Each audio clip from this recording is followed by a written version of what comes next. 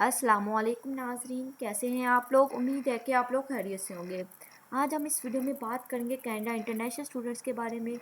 जो international students Canada जाना चाहते हैं उनके लिए कुछ न्यू अपडेट्स आई हैं, कुछ लेटेस्ट न्यूज़ हैं, कुछ स्टूडेंट के क्वेश्चन हैं, उनकी कन्फ्यूजन है, उनको दूर करेंगे। आज जो हम इस वीडियो में मेन टॉपिक डिस्कस करेंगे वो है पीपीआर को लेकर के। पीपीआर आने का जो ऑफिशियली प्रोसेसिंग टाइम है वो कितना है। बहुत से स्टूडेंट ऐसे हैं जिन्होंने जनवरी इनटेक के लिए अप्लाई किया था, उनको एआईपी भी आ गया है, उनका मेडिकल भी अपडेट हो गया है और उनकी जो बायोमेट्रिक भी हो गई, लेकिन उसके बाद अभी तक उन्हें पीपीआर नहीं आया। या फिर जिन स्टूडेंट ने सितंबर इनटेक में ऑनलाइन क्लासेस ली थी उनका एक सेमेस्टर भी हो गया, लेकिन उसके बावजूद उनको पीपीआर नहीं है। आज हम इस वीडियो में से डिटेल से डिस्कस करेंगे और आपके जो कन्फ्यूजन है उनको दूर करने की पूरी कोशिश करेंगे। वीडियो की जाने बढ़ने से पहले आप लोगों से मेरी गुजारिश है कि मेरे चैनल को सब्सक्राइब कर दें ताकि हर आने वाली लेटेस्ट इन्फॉर्मेशन आप तक पहुंच सके, और वीडियो के अंत तक लाजमी देखिएगा ताकि कोई भी स्टेप मिस ना हो जाए। चलिए वीडियो की जाने बढ़ते हैं। सबसे पहले हम बात करते हैं वीज़ा प्रोसेसिंग टाइम कितना है। जैसा कि आप लोगों ने भी देखा होगा, बहुत से स्टूडेंट ऐसे हैं जो कह रहे हैं, उनके क्वेश्चन आ रहे हैं कि हमने जो कनाडा की ऑफिशियल वेबसाइट उस पर देखें तो उस पर जो प्रोसेसिंग टाइम आ रहा है वो 32 वीक्स आ रहा है। अगर हम इसको कैलकुलेट करें तो आलमोस्ट 8 मंथ्स बनते हैं।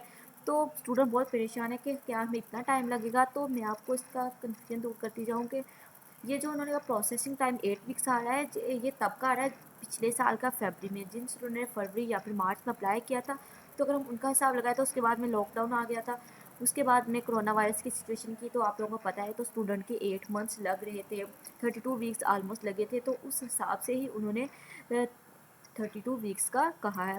तो इसमें आप लोगों को टेंशन की लेने की ज़रूरत नहीं है कि आपके भी 32 वीक्स लगेंगे।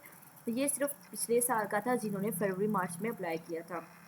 अब अगर हम बात करें तो जो वीज़ा प्रोसेसिंग टाइम है वो जल्दी होगा। अब वीज़ा जो आने के चांसेस ज़्यादा है। अब जो है बहुत से लोगों को पीपीआर मिलेंगे। उसकी एक रीज़न ये है कि जो कनाडा की इमिग्रेशन है, उन्होंने जो वर्कर थे जो उनके ऑफिस में काम करते थे, उनके जो है टाइम है, उनका वर्किंग टाइम है वो इन्होंने इंक्रीज़ कर दिया। वो पहले से ज़्यादा काम कर रहे हैं। और इसके अलावा पहले जो वो घरों से काम करते थे, अब वो अपने ऑफिस में आकर काम करते हैं। जैसे कि आप लोगों को पता है, घर से काम करने में इतनी कंसंट्रेशन नहीं रहती। अब वो अपने ऑफिस में आकर काम करें, जिसकी वजह से अब जो है वीज़ा प्रोसेसिंग टाइम जो है वो कम हो जाएगा। जल्दी से स्टूडेंट्स के जो है वो जो है वीज़ा प्रोसेस है वो कम होगा, जल्दी से उनके वीज़ा लगने के चांसेस भी ज़्यादा होंगे और उनका टाइम भी कम लगेगा। ये इसलिए क्योंकि अब सिचुएशन पहले से कुछ बेटर है।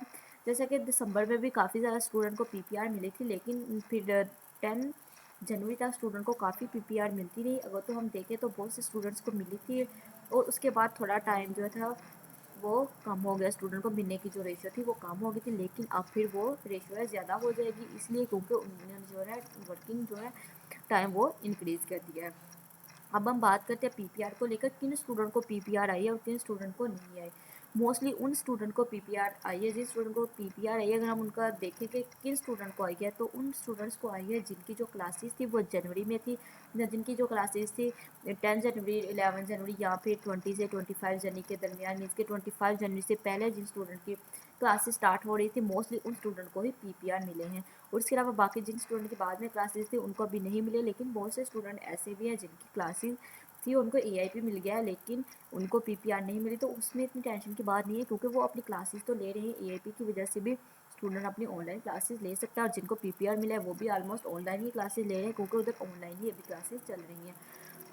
तो जो एआईपी है वो स्टूडेंट को मिल गया है। जिस स्टूडेंट को एआईपी मिल जाता है उनके जो वीज़ा लगने के चांसेस 92 से 95% होते हैं। अगर तो 1000 स्टूडेंट्स हैं, उनमें से ऑलमोस्ट 900 या 920 जो स्टूडेंट है उनको वीज़ा मिलेगा, और जो ऑलमोस्ट 5% ऐसे हैं जिनको एआईपी मिलने के बाद उनका वीज़ा रिफ्यूज़ हो जाएगा।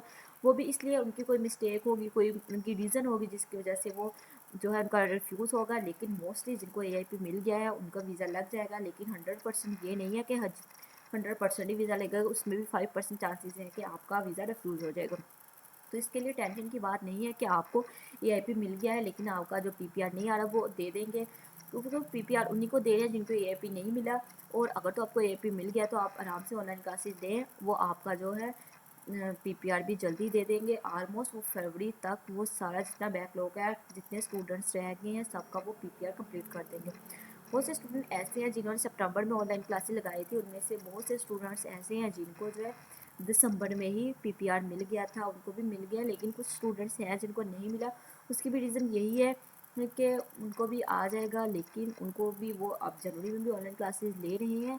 अगर तो आप लोगों को नहीं आ रहा तो उसका एक टेक्निकली यही रीज़न है कि उनके पास बैकलॉग बहुत ज़्यादा है, उनके पास बहुत सा बल्क पड़ा हुआ है, उनके ऑफिस बढ़े हुए हैं। पिछले अगर हम 2020 की बात करें तो तब से लेकर अब तक उनके पास इतना ज़्यादा बैकलॉग है। मई इनटेक था, फिर सितंबर इनटेक, जनवरी इनटेक, अब मई इनटेक के लिए भी स्टूडेंट्स ने अप्लाई करना स्टार्ट कर दिया, वो भी उनके पास जो है बैकलॉग पड़ा हुआ है। तो वो कोशिश करें कि जल्दी से ख़त्म कर दें, क्योंकि स्टूडेंट्स बहुत वेट कर रहे हैं। स्टूडेंट ने एक हैवी जो है फ़ी पे की हुई है, अपने उनकी बहुत से एक्सपेंसेस उन्होंने खर्च किए हैं, उनका टाइम बहुत वेस्ट हो रहा है। तो उनकी भी कोशिश है कि जल्दी से स्टूडेंट को ख़त्म कर दें। स्टूडेंट जितनी स्टूडेंट को है कि हमारी क्लासेस है, हमने हमारा वीज़ा लग गया, इतने उनको भी है कि हमारे पास बहुत ज़्यादा बल्क है, बहुत ज़्यादा बैकलॉग है, ये जल्दी से हम ख़त्म करें स्टूडेंट्स का, ताकि स्टूडेंट्स को कोई परेशानी ना हो। लेकिन उनकी भी एक मजबूरी है कि उनसे नहीं हो रहा, हालांकि उन्होंने अब टाइम थोड़ा एक्सटेंड कर दिया है वर्कर्स का, वर्कर थोड़ा ज़्यादा काम कर रहे हैं, लेकिन इसके बावजूद भी बहुत ज़्यादा उनके पास बैकलॉग है। और होप्स हो कि अगर तो आप लोगों का पीपीआर नहीं आया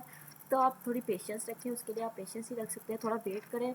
फरवरी तक ऑलमोस्ट जितने भी स्टूडेंट्स हैं सबकी वो ख़त्म कर देंगे। इसके बाद मेन टेक स्टार्ट होगा, वो मेन टेक के स्टूडेंट्स के लिए भी उन्होंने फिर वीज़ा प्रोसेसिंग जो है वो शुरू करनी है। अगर तो आप लोगों ने मई इनटेक के लिए अप्लाई करना है या फिर सितंबर इनटेक के लिए अप्लाई करना है तो आप अभी से अप्लाई करना स्टार्ट कर दें, क्योंकि उनके जो एडमिशन है वो ओपन हो चुके हैं। आप अपने एजेंट से कंसल्ट करें, अच्छी से प्रोफाइल बनाएं, एसओपीज़ बनाएं और अप्लाई कर दें, टाइम वेस्ट ना करें।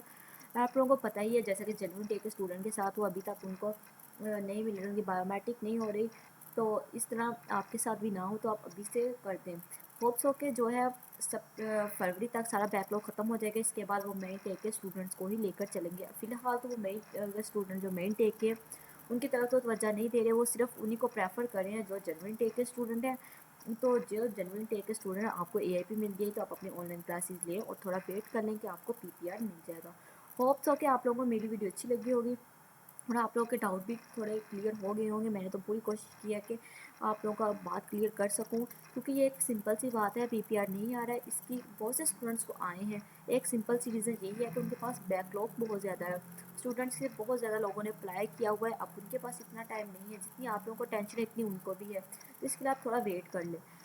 होप्स हो कि आप लोगों को मेरी वीडियो अच्छी लगी होगी। अगर आप लोगों को मेरी वीडियो अच्छी लगी है तो इसे लाइक कर दें। अगर आप लोगों का कोई क्वेश्चन है तो आप कमेंट सेक्शन में पूछ सकते हैं, कोशिश करूँगी कि आपको क्वेश्चन का आंसर दे सकूँ।